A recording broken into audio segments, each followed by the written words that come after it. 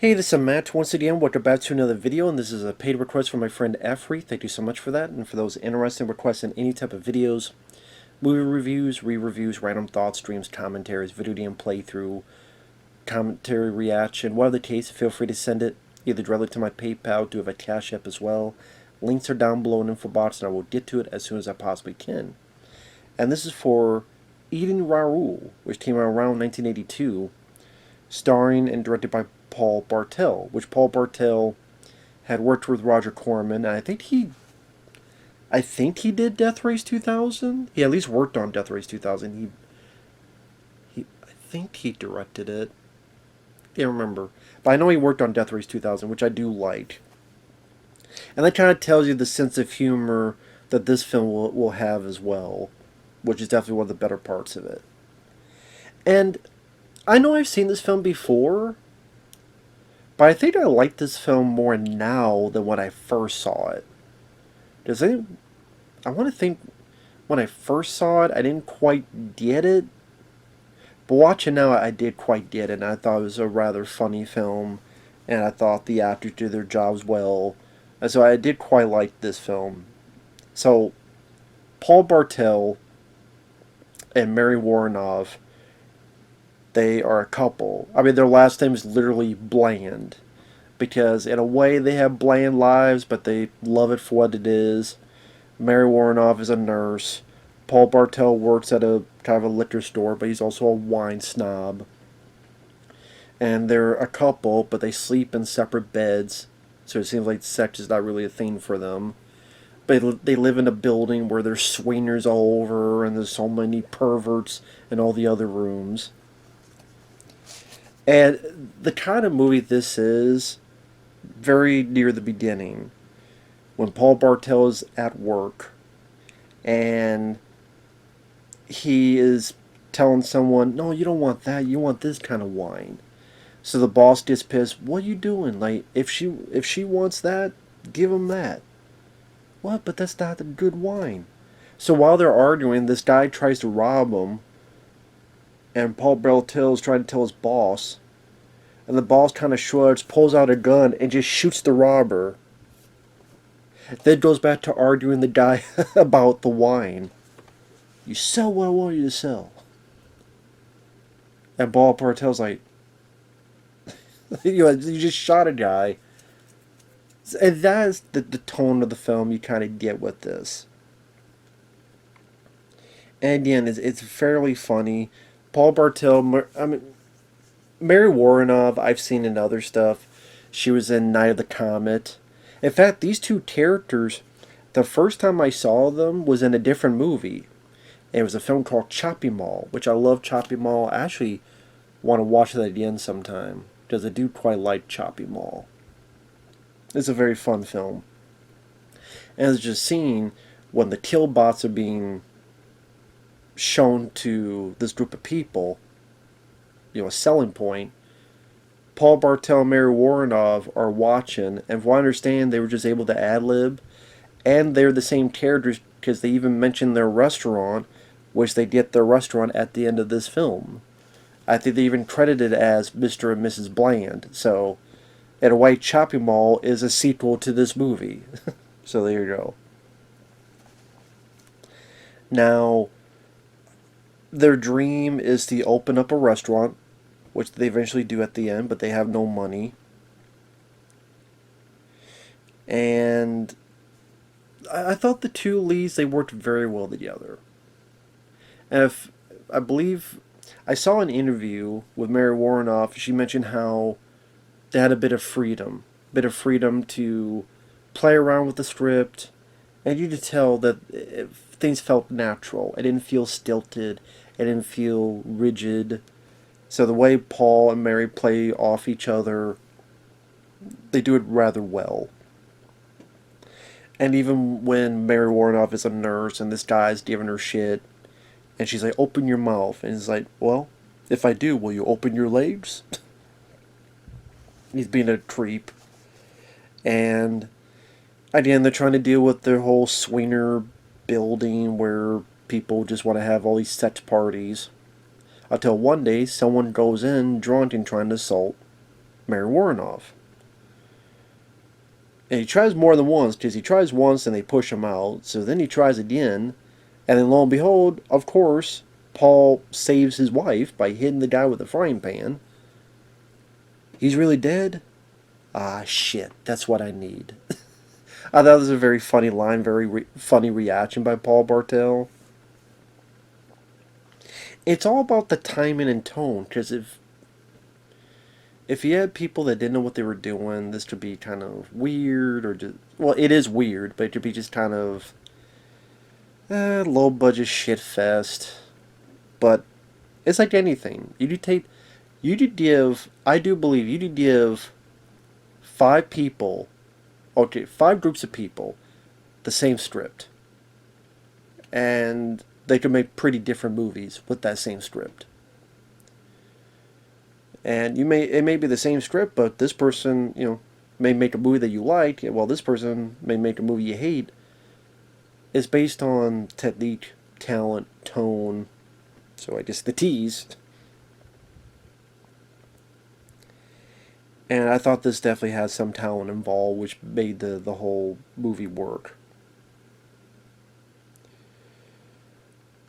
Then at one point, the guy from the hospital gets out, and he tries to deal with Mary Woronov. He's like, "Oh, I love rape fantasies." And it's like, "What are you doing?" And they have to kill him. And they steal his money. And so then, after that, the movie kind of goes to a take on capitalism, where they decide to go after these rich perverts. And they go, "Well, we'll put an ad. If any rich pervert calls, then they'll come over and we'll take them out." And sometimes part of the fun is wondering, like, what fetish these people have. So, like, one wants a mommy, one is into Nazi fetish, one wanted Mary Woronov to role play as Minnie Mouse. They don't say Minnie Mouse, but I mean, there's literally a part where she dresses in mouse ears, and the clothes you tell is Minnie Mouse. There's a hippie played by Begley Jr., who I remember from Transylvania Seats 5000. He's there at one point. Eventually, they meet up with a guy who's a locksmith, Raoul, played by Robert Beltran. Now, Robert Beltran, I remember more from Night of the Comet. I grew up with that film. I do like that film. I do think that the first half is better than the second half, but I do like the film for what it is. I think Robert Beltran does a really good job. He's I would say he's my favorite character in the movie. Here he plays, as he puts it, "I'm a hot-blooded, emotional, crazy Chicano." But he's a locksmith who says, "I could get locks on your doors," but it's a ploy, because he later breaks in, tries to steal, finds a dead body, knows what they're doing, and makes a deal. "You want to kill these people? Fine. You give me the bodies. I'll take care of it, and then whatever they have, we'll split the money, but whatever they own, I get." And you find out that what he does is he's able to sell these bodies to like a dog food company. He's able to take their cars and other stuff and get money for that. And then eventually Raoul and Mary Woronov, they start getting together, because at one point he saves her life. Then Raoul starts liking Mary Woronov and wants to take Paul Bartel out of the picture. Then Paul Bartel thinks it's Raoul, but Mary thinks he's being paranoid, and it goes on from there. Again, it's a very funny, quirky, weird take on capitalism, like I said before. And, like, at first,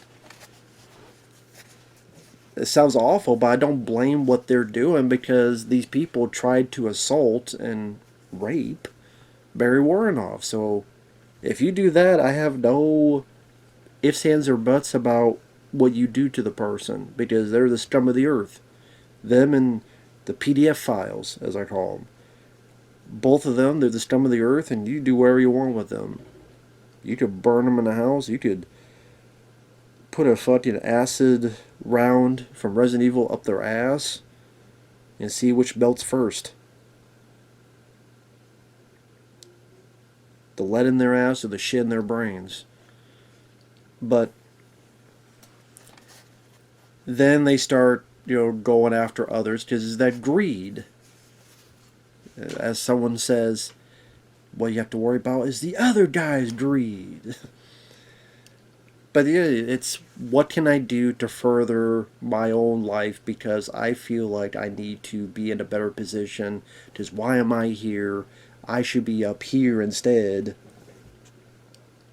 And sometimes in films, people get their comeuppance, but these two really don't. But at the same time, like they play their characters so well, and at the end, the whole film has this comedic tone that's fairly consistent. That it doesn't bother me a whole lot that they don't get their comeuppance.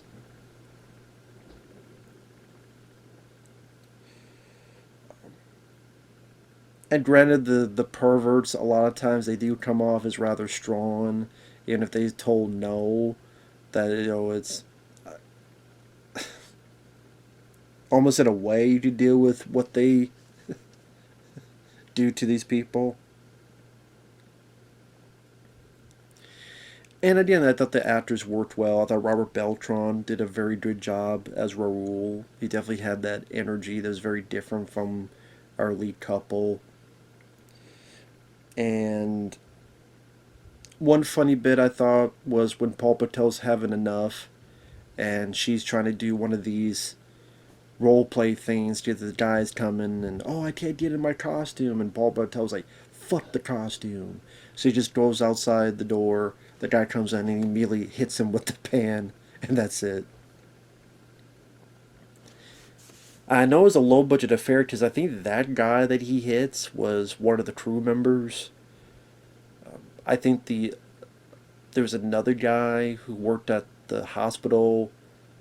This is a bit early on where Mary Woronov is trying to get this patient to calm down.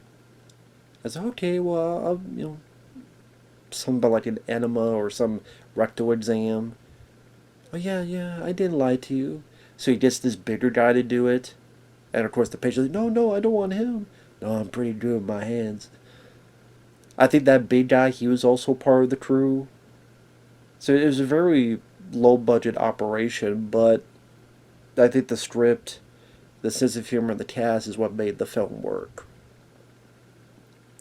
Now, sadly, Paul Bartel has passed away, but I know Mary Woronov and Robert Beltran had very good things to say about him. I think Robert Beltran, he mentioned, I think he was doing Star Trek when he last saw Paul Bartel. Does I think Paul Bartel was going to direct something in a set nearby? And yeah, Robert Beltran wasn't. I didn't see much of that Star Trek show he was in, but I know he was in a few seasons of one of the Star Trek shows.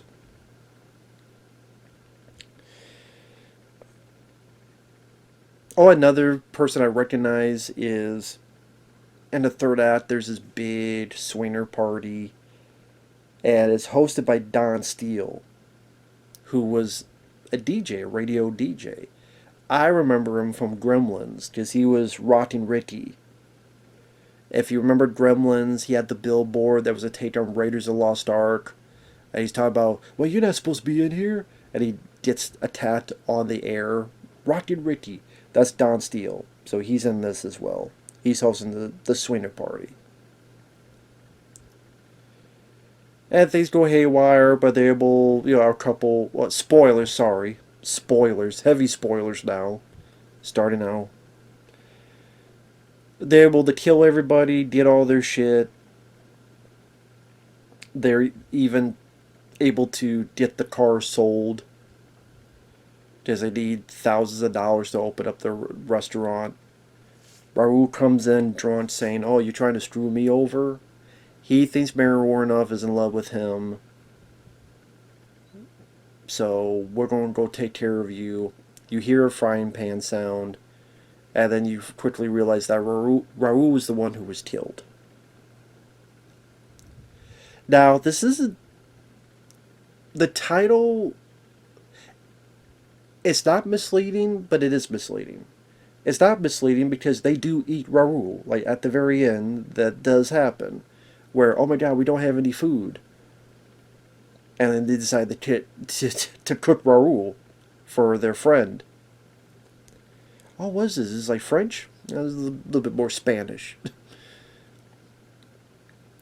But the way the title and the cover suggests makes it seem as if the entire film is about cannibalism. That's not the case. It's only at the very, very end that they do it. And then you're to assume that they stop the killing and stuff when they've opened the restaurant. It's not like Blood Diner, which actually is a review coming up soon, where they consistently go to feed patrons. First they greet you, then they eat you. But, so again, they do eat Raoul. So I guess the title is a spoiler. But, again, the poster, it may make people think the entire movie is about cannibalism, but it's not.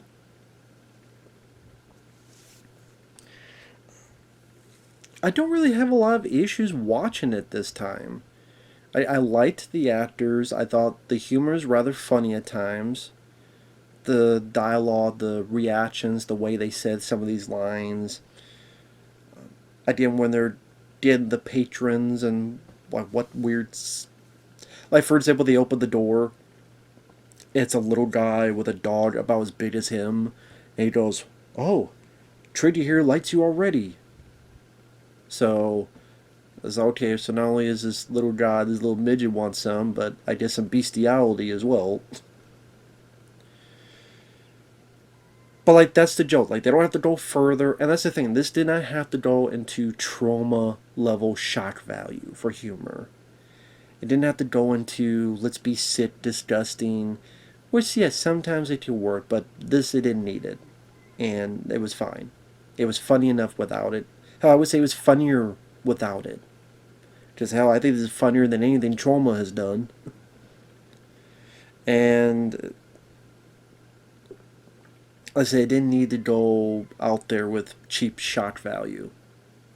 Just stuff you go, oh, okay, they're doing that. And like I did, like the beginning where the guy just kills a robber. And yeah, I had not seen this film in a while, so some of the stuff I forgot. But it was rather funny. And like I said, I don't have a whole lot of issues with it. I thought it was a pretty decent film. Maybe it's not a film I rewatch all the time, but watch it and I did like it. I did like it, so. Rest in peace to Paul Bartel. And yes, I live in the farm, middle of nowhere, so you hear the roosters, and they approve. They're taking a glass up to Paul Bartel as well.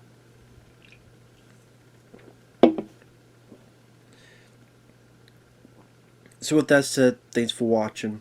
Take care. If you like quirky, weird movies with kind of a, what would I call the sense of humor? Kind of a, it doesn't try to be funny, like, look how funny, but it's kind of, I forget the word I'm thinking of, the phrase I'm thinking of. More subdued than you would think, if that makes sense. I think with the performances are not over the top wacky, which can be fun. Like Blood Diner, which I'll get to, but the tone worked for what this movie was trying to be, so it fit it. Thanks for watching. Take care. We'll see you guys later. Bye bye.